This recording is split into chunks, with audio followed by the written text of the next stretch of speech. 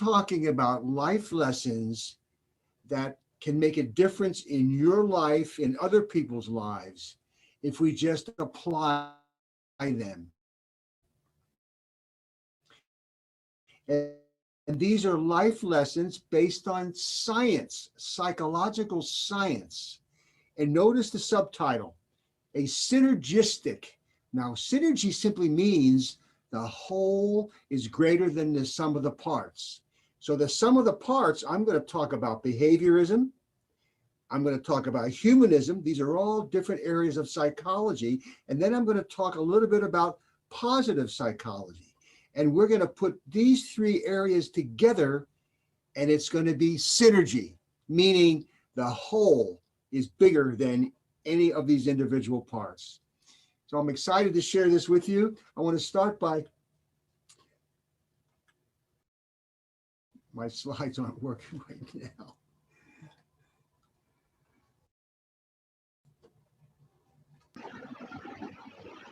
Sorry for that delay, folks. I mean, my projector wasn't working, but here we go with the second slide. I want to start by sharing with you two of my heroes. I mean, I believe it's important to understand who started these areas. So on the left is B.F. Skinner, and he's the guy that's responsible for behaviorism, or as I call it, applied behavioral science. And on the right is W. Edwards Deming. And I went to a workshop in 1991, and Dr. Deming was 91 at the time, and he taught for 4 days, and he turned my paradigm. He turned me around. I went from behaviorism to humanistic behaviorism. So Dr. Deming was a humanist. Both of these guys are my heroes. There's a quote. These quotes from these heroes indicate where they're coming from. So B.F. Skinner, one can picture a good life by analyzing one's feelings, but one can achieve it only by arranging environmental contingencies. That's the word. A contingency is an arrangement between the environment and behavior. If you do this, you will get this outcome. That's a contingency. If you do this, you will avoid this aversive or negative outcome. That's a contingency. Let's go on. Immediate consequences outweigh delayed consequences. B.F. Skinner's legacy to us is 3 words: selection by consequence. Selection by consequences. We do what we do for what we expect to get by doing it, and or what we expect to avoid by doing it. He also said this: consequences for the individual usually outweigh consequences for others. Now that's kind of sad, you know, that's kind of a self-serving perspective. But if we're honest with ourselves, too often that's the case. I'm going to try to turn that around for you today and show you why it is really better and feels good to help others. But this is what Skinner said. Now we say Deming. Now we're talking about humanism. Deming was a believer in the system. Don't blame people for problems created by the system. Sometimes we focus on individuals and we want to say that's his or her problem, but no, it's bigger than that. Deming also said, you can't measure everything. Sometimes you just do it because it's the right thing to do. We have this slogan in the United States: if you can't measure it, you can't manage it, you know, and that's one thing. I have to measure everything. Deming said, no, not necessarily. You can't necessarily measure how people feel, but you still do it. How about this one? People support that which they help to create. If we get people involved in a process, in creating a process, they will be more likely to support it. One more: in God we trust. all others bring data. So data is important. One of my favorite statements is, without data, you're a jerk with an opinion. And there are lots of opinions floating around. So I'm telling you again, perhaps I'll say it more than once, what I'm sharing with you is based on data. I've got two more individuals to share, two more heroes. On the left is Abraham Maslow. And we're going to talk about Maslow's hierarchy of needs. In the field of psychology, you're going to hear about, if you heard about, Maslow's hierarchy of needs. And he was a humanist. He passed away in 1970 at the age of only 62. And he is a humanist. And on the right, we got Marty Seligman. Martin Seligman is with us today. In fact, he and I are exactly the same age, just about 80 years old. And he started positive psychology. I believe that Martin Seligman is one of the most important, perhaps the most important living psychologist today. And why do I say that? Because he started a discipline 20 years ago when he was president of the American Psychological Association. He started positive psychology. We're going to talk about that. Here's a quote from Abraham Maslow, and this connects to positive psychology. It is as if Freud supplied us the sick half of psychology, the negative part, and we must fill it out with the healthy half. And Marty Seligman similarly said the same thing. Curing the negatives does not produce the positives. Positive psychology is based on the notion that we have to learn what makes people happy.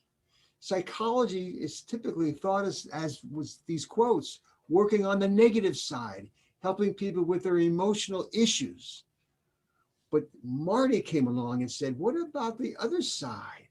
What makes people happy? That is positive psychology. So here we go. We're going to talk about humanistic behaviorism. That's humanism plus behaviorism. By the way, that term humanistic behaviorism was popular in the 70s, but it kind of fell away. And I'm trying to bring it back because I think connecting humanism with behaviorism is very important. But then we're going to talk about positive psychology. Those are the three areas: humanism, behaviorism, and positive psychology. And notice I have actively caring for people. I'm going to teach you about AC4P. You know, we all care. We all care. We care about the pandemic. We care about tragedies. We care about violence. Do we act on that caring? So in many ways, this presentation today is about actively caring by combining humanism, behaviorism, and positive psychology. So here's a textbook that I wrote a few years ago. Actually, I didn't write it, I edited it. There are 31 co-authors, and I'm just sharing you with it. Notice the subtitle is Actively Caring for People. And notice under the contents, the first part are the basic principles. Notice the foundation, applied behavioral science. Today, I would say the foundation is humanistic behaviorism and positive psychology. And we go down the list, the psychology of self-motivation. We'll talk about that today. The courage to actively care. Social influence.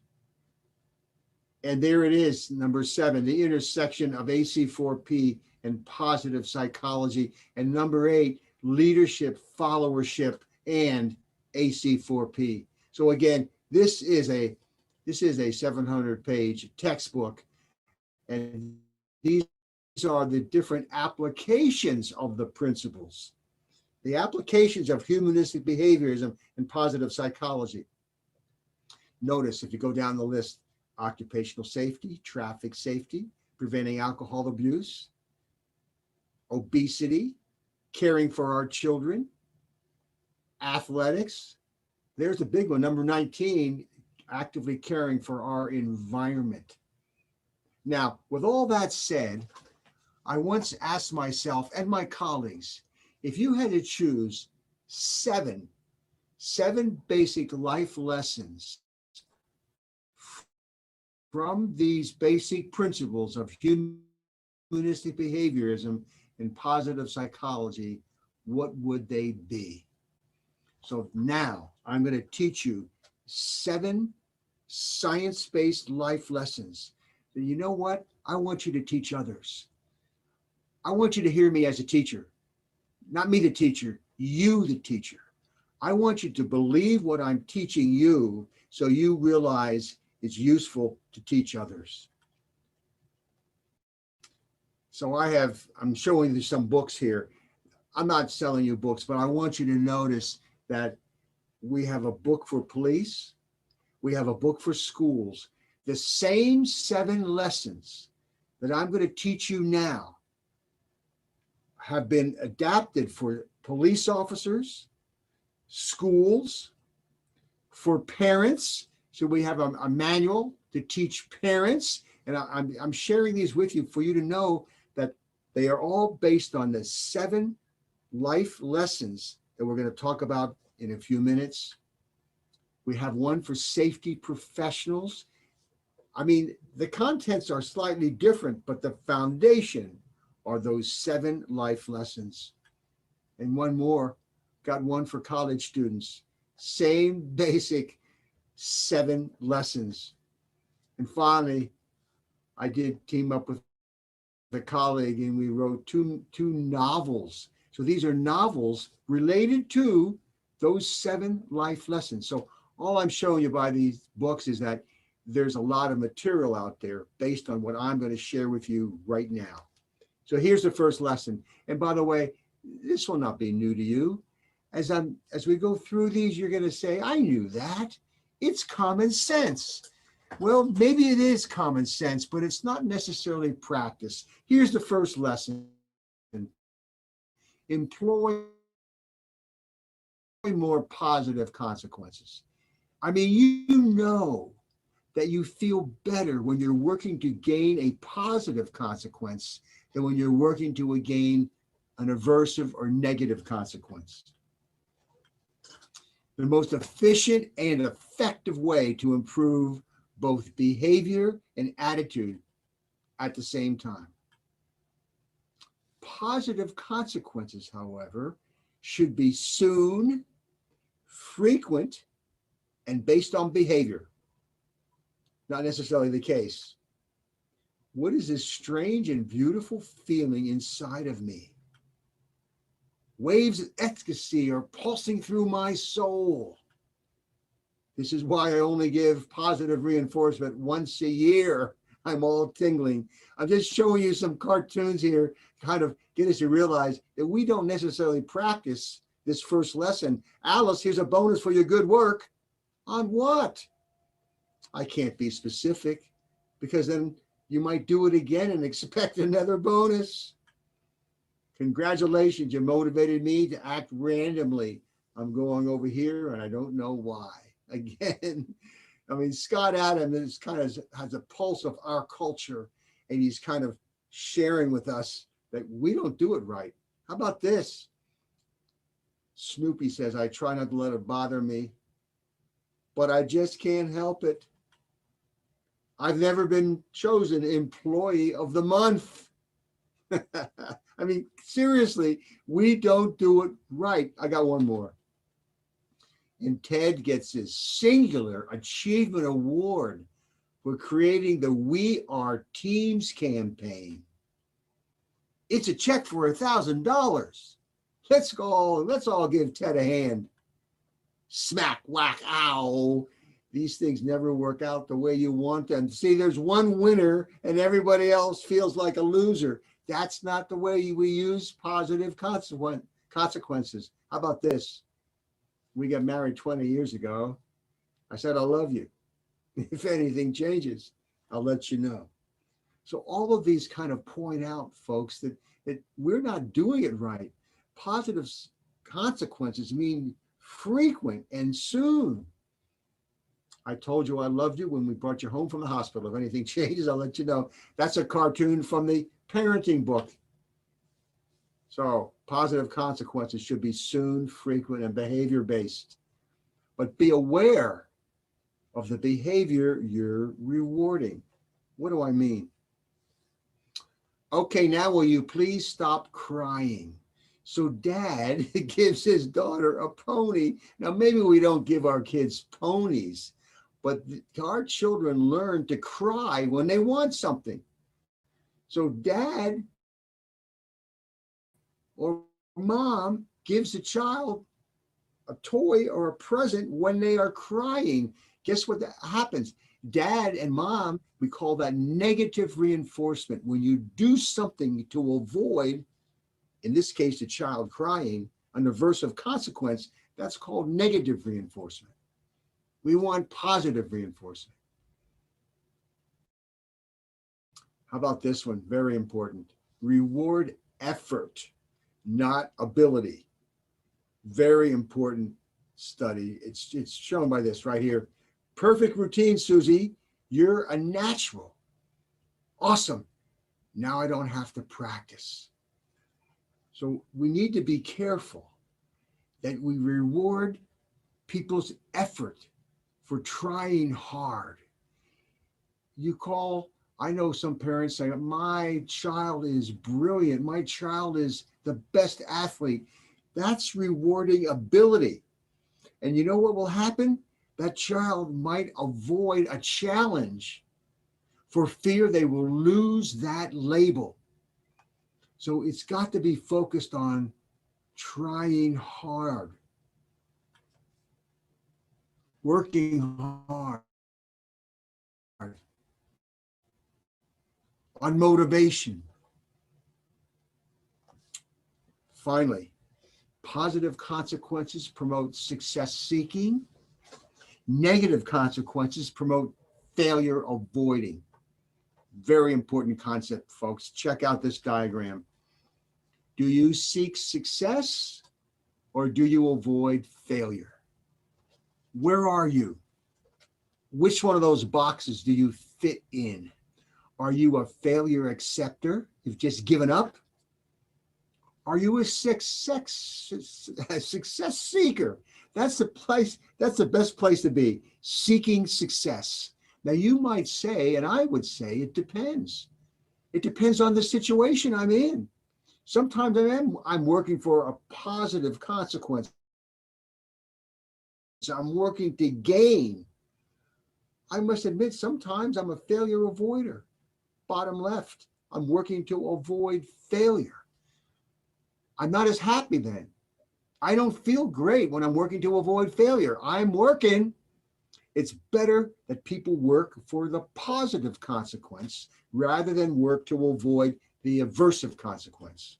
Here's a picture, explains what I'm talking about. Ready, get set. Will he run? You bet he'll run. He will run to avoid an aversive consequence. Question, how long will he run? Will he run when the coach is not around to hold him accountable? When the manager or the supervisor is not around? The challenge we have is to develop self-motivation. We'll talk about that. But people are more likely to be self-motivated when they're working to gain a positive consequence. It's always sit, stay, heal, never think, innovate, or be yourself. Again, this is our culture. How about this? Now watch how these mice significantly increase their information processing, decision-making, and goal-directed behavior. Will those mice change their behavior? When he drops in the cat, you bet he will. We can threaten people into changing. We could use a negative consequence. And maybe I don't care how those rats feel, how the mice feel, but I care how people feel. One more. We heard you remove the label. Now you folks might not get this one, but in our country, there's a label underneath most mattresses that said, do not remove under penalty of the law. It's this top-down attempt to control behavior. Got one more. But the sign says only shirt and shoes required. So you can see that sometimes when you force me to do something, sometimes top-down control results in me doing other things to assert my freedom. This happens in our country, particularly with this notion of independence. I'm doing it myself. And so the kid, he's wearing shirt and shoes, just what the sign said, but that's all. Big one. What's an intrinsic positive consequence? What leaders do is they promote intrinsic positive consequences. What am I talking about? I'm talking about natural consequences. Reading a newspaper, figuring out a crossword puzzle. Those are natural consequences. That's correct, Billy, but you don't win a prize this time. What's wrong with this picture? Billy is expecting an extrinsic consequence, an extra consequence. The teacher has not taught Billy the natural consequence of solving the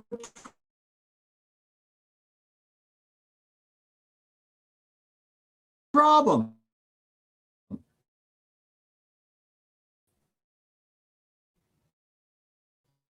Of feeling good about what you've done. Good from the natural consequence. What are you two doing? One guy's just laying block. He's an hourly worker doing it for the money.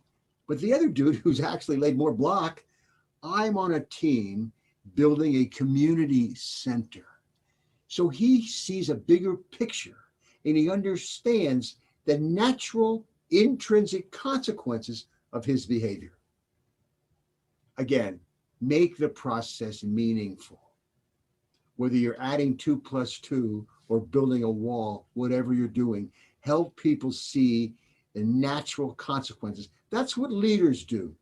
I maintain that managers influence behavior, managers manage behavior, but leaders lead people. Number 2, this one's easy. You've all been there. Do we realize how much we teach others by our behavior? If you want to be better at what you do, observe someone who performs better than you. And we've taught our children not necessarily the right things. Well, where did you learn to drive so fast, young lady? Of course, she was watching her mom. How about this? Move over, stupid. Make up your mind. Jeffrey, what are you doing? Driving like daddy. So again, observational learning is so key, and we have to be prepared and realize that people see us every day. Even strangers learn by our behavior. I love this picture.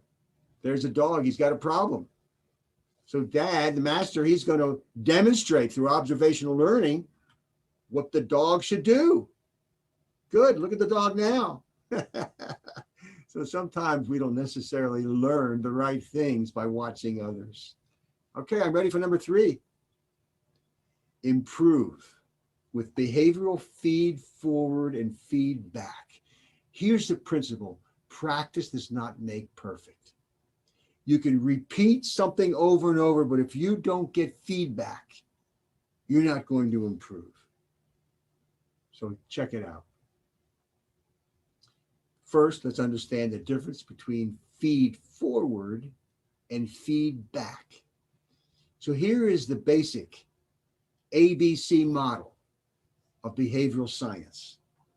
What do I got? There's the person in the middle, but before the person, I have an A, activator.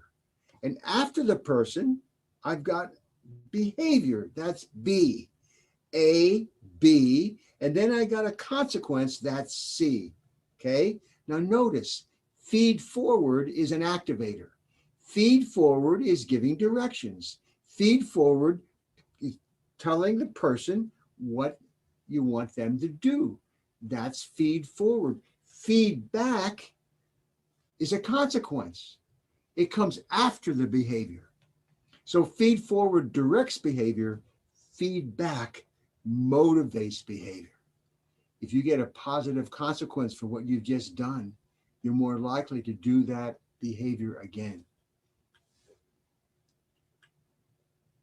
So if you're going to influence behavior, whether with feed forward or feedback, you need to specify the behavior. What behavior is desirable? We don't always do that. There's dad trying to be positive. Well, at least I know you're not cheating. But he's not talking about the behavior and not planning with the child. What behavior do you need to do so this outcome does not happen again? Here we go with feedback. It's so important. Make feedback sincere, specific, soon, and significant. Finally, we're getting some feedback way up here. No, that's too delayed. That's not going to work. How about this one? Dear customer, please disregard this feedback if your check is in the mail. This is all inappropriate uses of feedback. In fact, the way you use feedback is you become a behavior-based feedback coach. Now, I've developed and taught many acronyms over the years, but this is, I think, the best one. Please check it out. This is about feedback. This is about helping others, a colleague, a child, a parent, whatever. This is about improving behavior. What's the first C? Care. Know that I care, and you'll care what I know. I care about improving your behavior. I care so much, I'm willing to observe you. Take notes to tell you where there's room for improvement, but also to tell you what you did well. And while I'm observing you, I'm analyzing. I'm looking at the environment. I'm looking at the context. I'm looking at consequences. I'm looking at what's happening with that behavior that might be influencing the right behavior or the wrong behavior. By the way, this is the foundation of what I started in 1979 called behavior-based safety.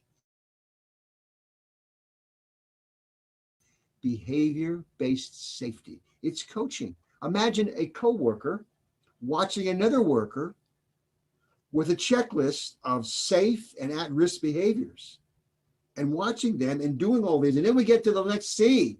After you observe and analyze, filling out that checklist, then you have to communicate. Then you have to share to the person, what did you find? This is easier said than done. In fact, some companies that are doing behavior-based safety, they skip this space. They skip this process right here. They just take the data, put it in a computer, and calculate safe and at-risk behavior instead of this one-on-one communication. How do you do that? Well, obviously, if it's positive, it's easy. Telling people what you saw that you appreciate. But what if it's room for improvement? What if it's not all positive? How do you give corrective feedback? Talk about that. And then the last one is H. Do it right, and you'll be helping. Let me show you a slide now. This is my license plate way back in 1992. And today it says the same thing. It says belt up. Telling you a story now. Every time I get on an airplane, did this for 17 years. I hand the flight attendant, called the airline lifesaver, and I asked them to please make the following announcement at the end of the flight. There it is.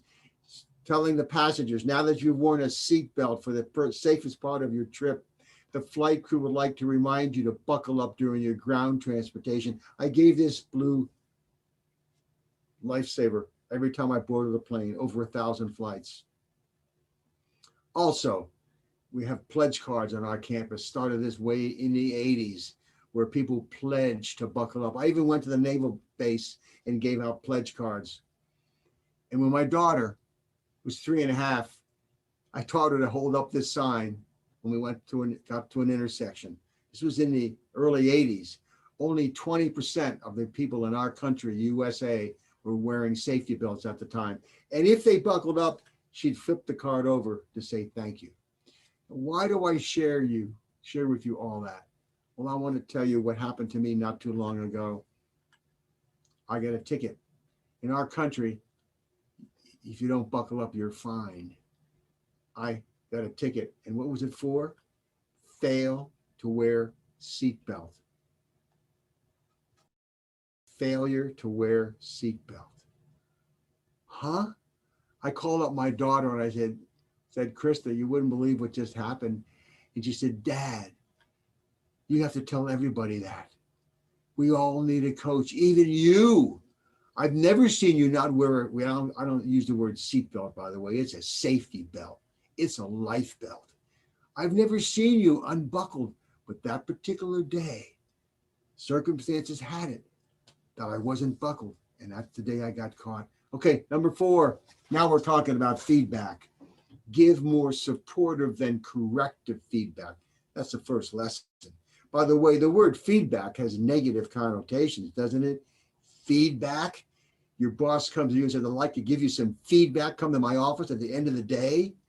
Has your day been ruined? Why? Because we use corrective, negative feedback more often than corrective feedback. Get back to lesson number 1. Use more positive consequences. Hey, so what do your supervisors say? I mean, that's the message. And that's one picture. Here's one in our police manual. What did the chief say? And it's all about expecting a negative consequence with regard to feedback. So did the coach yell at you again? Again, we have this practice of trying to get people to do things with corrective, negative, rather than positive. All right. We'll get to giving corrective feedback, but let's look at lesson number 5 first. Embrace and practice empathy. That's the key. If you're going to give corrective feedback, you need to have empathy. What do I mean? It's not sympathy. Empathy is trying to see it from the other person's perspective. Those are 2 of my students. And my dog had to have one of those operations, and he had to wear that cone around his head. So what did 2 of my students do? They got cones to understand what is it like to go through the day with that cone. Now, I'm not asking us to do anything that silly, but it is about empathy, understanding the other side. Empathy requires an emotional connection. And I think one of the problems we have in our country this day is lack of empathy. So much social media, so much quick stuff. I mean, what do you mean I'm disconnected and out of touch? I have email, smartphone, text messaging, Facebook, and Twitter. Yeah, just words. But where's the emotional connection? Where's the empathy? Empathic listening is special and rare. So let's talk about empathy. Let's talk about listening. How many times you've heard it say, we got 1 mouth and 2 ears, you got to listen more. What about listening? Okay, let's talk about the levels of listening. At the bottom, it's ignore. Have you ever felt ignored? Press 1 to be ignored. Press 2 to be ignored longer. Yeah, ignored. Sometimes we pretend. I have students in my classes kind of nodding their heads as if they're really listening. And I don't know, but they might be pretending. What we do most often is selective listening. Selective, we don't hear it all. We hear what supports our perspective. In our country, we have 1 TV station that's Republican and 1 TV station that's Democrat, and people watch whatever station fits their, whether they're Democratic or Republican. It's very sad to me. And how about this picture? That looks like a windshield to me, Doc. That's what the bug sees. Our experience determines our perception. Have you ever heard the term selective perception? That term is redundant. All perception is selective. Sensation means we see the world through our 5 senses, That's sensation.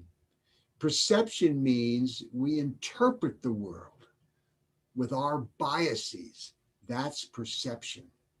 And it's all selective. It's always selective. It's tough to hear it all.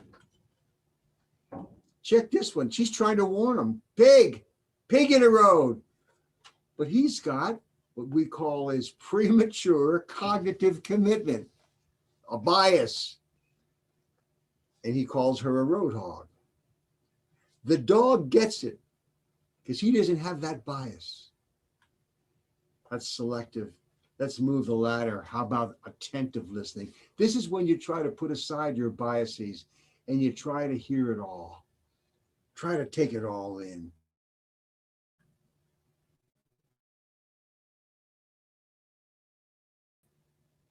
Haha, Biff, guess what? After we go to the drugstore and the post office, I'm going to the vet's to get tutored. Haha, but he didn't hear it all. But the top of the ladder is empathic listening. This is when you really try to see it from the other person's perspective. No, honey, not I saw at a table. It's I have seen a table. She's not hearing it from the kid's perspective. He actually saw at a table. How about this? Maybe you heard of the golden rule, treat people as you want to be treated. I say that's wrong. I say you treat people as they want to be treated. That's empathy. Sometimes they don't want to be treated the way you want to be treated. You have to find out from them, how do they want to be treated? Number 6.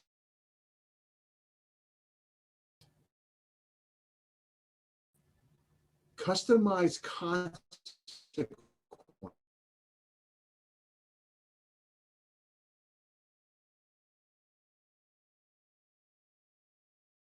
Now, this is critical for self-motivation and sustainability. I empower you means I give you more to do with fewer resources. What's the psychological science definition of empowerment? It requires 3 beliefs. Self-efficacy, I can do it, meaning I've been trained to do the job. So to feel empowered means answering yes to 3 questions. Can you do it? Yes. We call that self-efficacy. It's a belief. It's believing you can do it. I can believe somebody else can do it, but maybe they don't believe that. Never mind why. Just go fetch. Just do it. But what about why? Why is response efficacy. Will it work? So we do this coaching process for safety, for example, and I can do it. I can do CO, I can do all, but do I really believe it will reduce injuries? If I don't believe it will work, I won't feel empowered.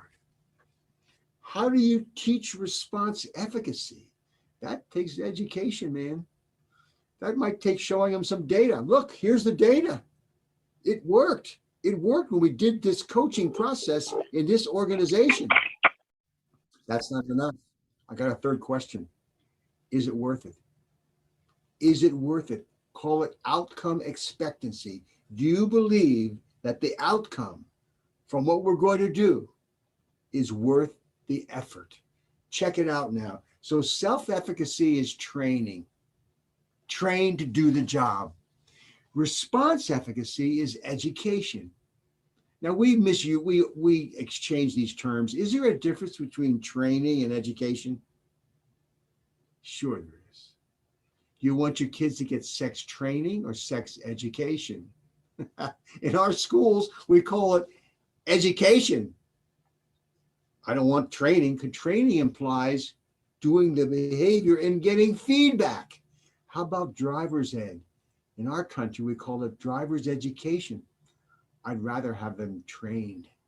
So there is a difference. So I've got training to do the job, educated to know that it will work. And the last one is motivation, consequences. Are the consequences worth the effort? There we go. Empowerment requires training. How do I do it? Education. Why should we do it? And motivation. Empowered people believe the outcome is worth the effort. Motivation. And empowerment activates goal commitment. Let's talk about goal setting for a minute. This is useful for everybody. What about goal setting? Well, I want to introduce you to SMART goals. Now, some have heard about SMART goals, but I'm changing it slightly to make it empowering. Check it out.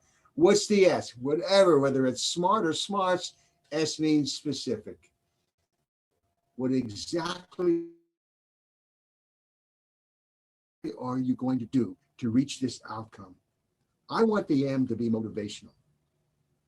Zig Ziglar and others have called it measurable. I need motivational, meaning I need to realize, what will I get if I do this? If we reach the goal, what will we get? So motivational means outcome expectancy. It's worth it. And the A is achievable, mean self-efficacy. I can do it. And the R is relevant, meaning it will work. So there we go. Those three middle letters make it empowering. And then, by the way, my T is trackable, which means I can measure it. So trackable includes the ability to measure my progress. And guess what? I add an S because I want you to share your goal. I want to share your goal with somebody else, and they might help you be accountable to reaching that goal. So there we go. Behavior is fueled by consequences. Let's look at consequences again. There it is. Check out the terminology here. You got your vision. I got a vision. I want 0 injuries in our company. Do you feel empowered to get there? Will you set SMART goals? All of that, by the way, comes before the behavior. I heard a pop psychologist say, vision without goal setting is just dreaming. And goal setting without a vision is just marking time. Put a vision and goal setting together and you'll get behavior. My response to that is maybe once, maybe twice. But if you don't get a consequence to support that behavior, it's going to stop. It's going to extinguish. So understand the big picture. Even some of the great thought leaders of this country, including Stephen Covey, I love the man. He did not talk enough about consequences to support and maintain behavior.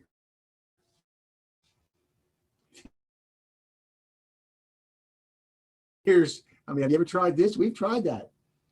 Put that sign on your table when you go to the next restaurant, your tip so far, and put some dollar bills and imply that the better the waiter or waitress does for you, the bigger the tip. I mean, we do things for extrinsic consequences. That's called contingency management. Remember B.F. Skinner? Managing the contingencies to get the behavior you want. That is other directed behavior. Why didn't you wear your safety glasses, says the safety director.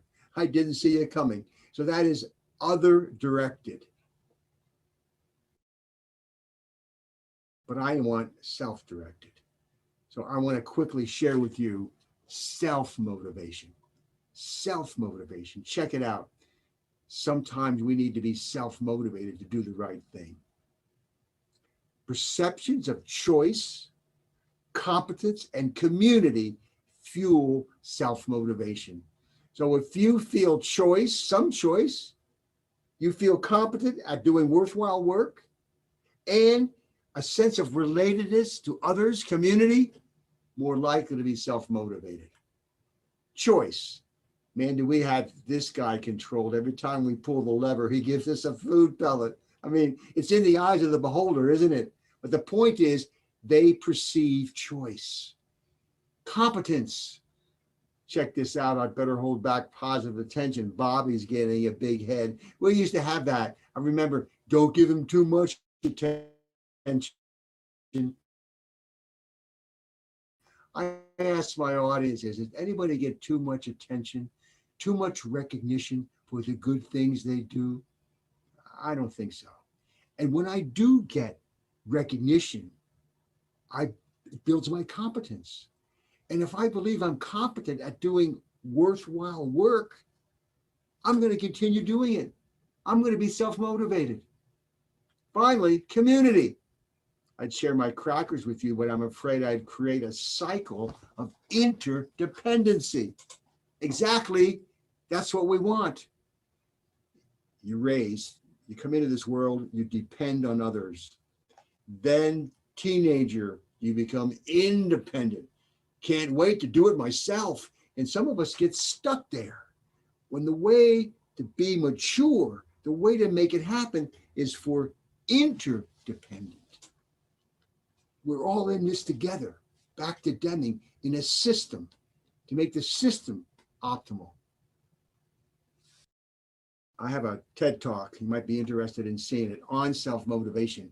It's 15 minutes, and it essentially says what I've just said, but much better and much more examples. So if you're interested, just Google my name, TEDx, and it'll come up. I've got now over 10 million views, so I'm really proud of that people are learning the basics of self-motivation. Okay, here we go. Some consequences fuel self-motivation. Now we're moving into the last life lesson. The last lesson, number 7, some consequences. So remember Abraham Maslow? Abraham Maslow had something called Maslow's hierarchy of needs. Now, number 7 says we're going to move from self-actualization to self-transcendence. Let me explain. So here's Maslow's hierarchy of needs. Needs suggest which consequences are motivating. Okay, and higher needs, as you climb the ladder, higher needs reflect self-motivation. Check it out. If you've taken any class in psychology or motivation or leadership, you've learned about this simple hierarchy of needs. Here we go. First, we satisfy our physiological needs. Then we climb the ladder, and it's safety and security. I feel safe and secure, and now I'm going to worry about social acceptance. See, we're getting higher up the ladder, and consequences that support social acceptance relate to community and self-motivation. But I'm still climbing. Self-esteem, wow. You make me feel better about myself, more worthwhile. I feel more competent and more self-motivated.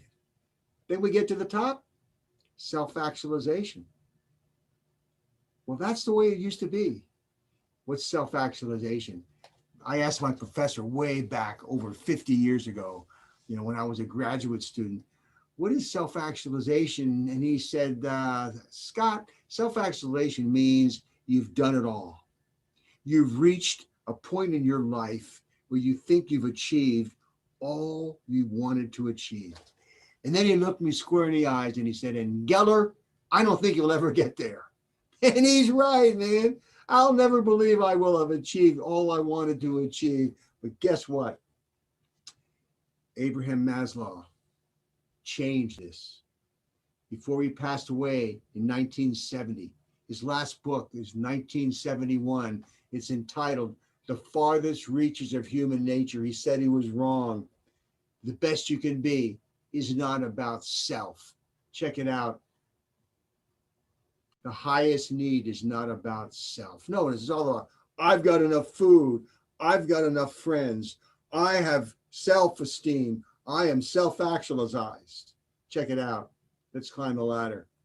There's self-actualization. The top of the ladder is self-transcendence. Going beyond yourself for somebody else. And you know what?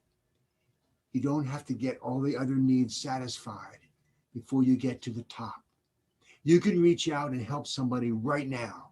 And when you do, that will fuel your self-esteem, maybe your social acceptance. So climbing to that top helps you satisfy other needs. By the way, we call it actively caring for people.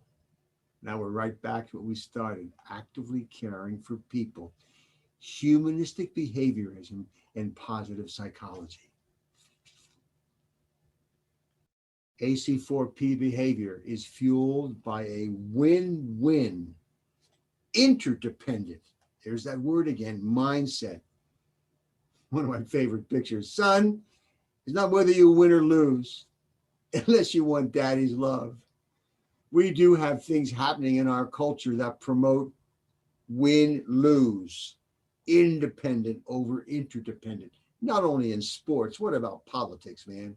It's sickening in our country. I am embarrassed for the United States of America these days, where the conflict was actually started with the prior president, with conflict between Republicans and Democrats. It also happens in the workplace with unions and management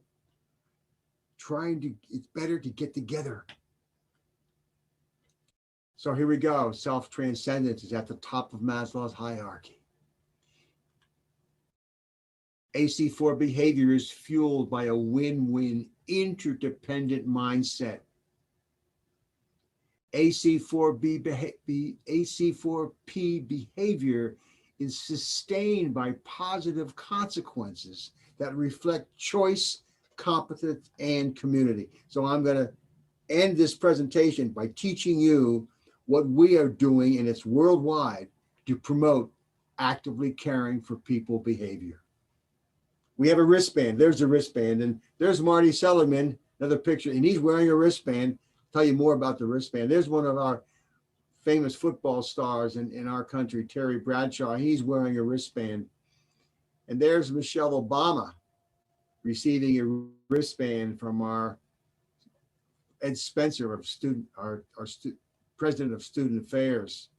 She's wearing a wristband, and she gave the commencement address way back in 2012. And my student, he's talking about one of my students, he was in a wheelchair all his life. But Justin Graves loved to help other people. Justin Graves has committed himself to helping at least one person every single day. As he put it, life is all about what you have done for other people. Wow. On our campus, we had a tragedy in 2007. And after that tragedy, we started this movement. And there's one of our cadets wearing a wristband.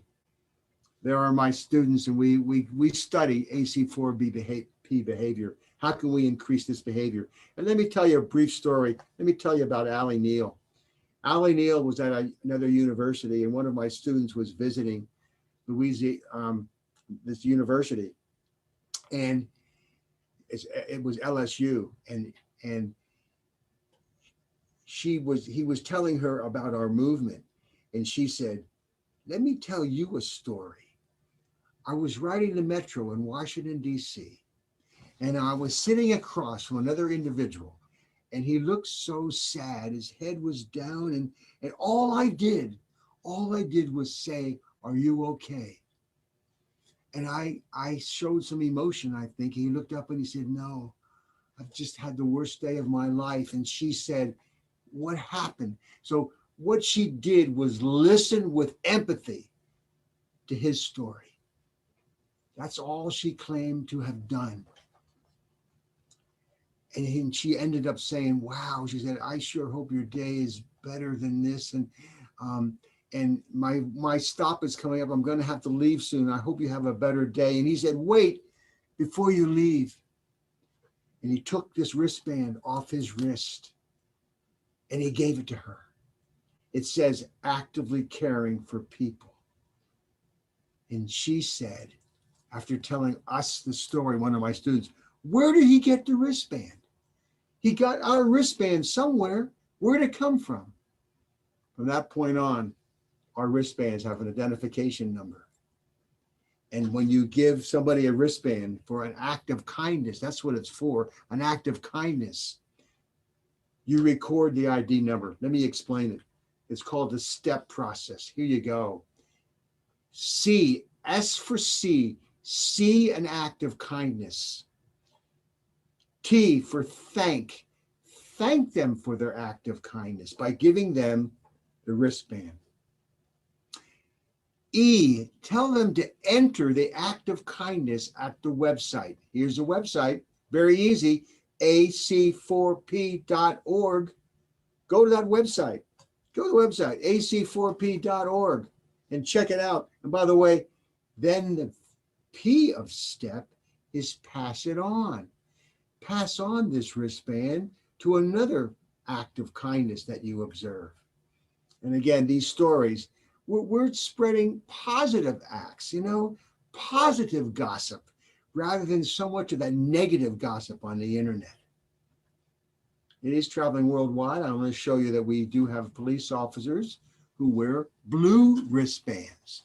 And police officers in 3 states in our country are giving a blue wristband when they see acts of kindness from the citizens they serve. And it has an identification number. They have their own website, ac4ppolicing.org. So folks, I do want to share this, and the wristbands are available. The process, you don't have to use wristbands. It's about positive consequences. It's about showing recognition and gratitude. And I'm hoping that our future generation, I'm hoping that more people will get in touch with actively caring for people. I'm ending with one quote. Reverend Martin Luther King of our country said this, 1968, in this era of social transition, the greatest tragedy is not the blaring noisiness of the so-called bad people. It's the appalling silence